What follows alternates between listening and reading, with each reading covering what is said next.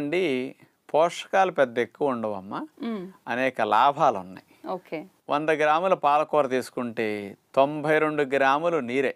హ్మ్. అంటే 92% వాటర్ అని అర్థం వాటర్. అనమాట. హ్మ్. కొవ్వులు అసలు ఉండవు. హ్మ్.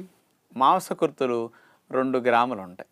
పీచులు 1 గ్రాము ఉంటుంది. హ్మ్. శక్తి ముఖ్యంగా కార్బోహైడ్రేట్స్ అయితే 5 గ్రాములు ఉంటాయి. హ్మ్. క్యాలరీస్ అయితే మనకు శక్తి పాలకూర ద్వారా 26 క్యాలరీల శక్తి లభిస్తుంది. అంచేత చాలా తక్కువ శక్తి పాలకూరలోనే ఉంటుంది. ఎక్కువ క్యాలరీస్ ఉండవు. హ్మ్. వెజిటబుల్స్లో ఎలాంటి శక్తి ఉందో పాలకూరలో కూడా వెజిటబుల్ లాగే శక్తి తక్కువ ఉంటుంది తప్ప ఎక్కువ శక్తి రాదు. అందుకని మనం ఎక్కువ తిన్నా తక్కువ క్యాలరీస్ వస్తాయి కాబట్టి బరువు పెరగటానికి షుగర్ పెరగటానికి నష్టమేమీ ఉండదు అనమాట.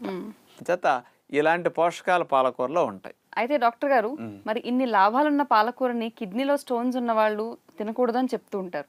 మీరు కూడా ప్రకృతి విధానం ప్రకారం చేసుకునే వంటలు అన్నిటిలో పాలకూర వేసుకోమంటారు. అవునమ్మా. మరి వాళ్ళందరికీ డౌట్ వస్తూ ఉంటుంది.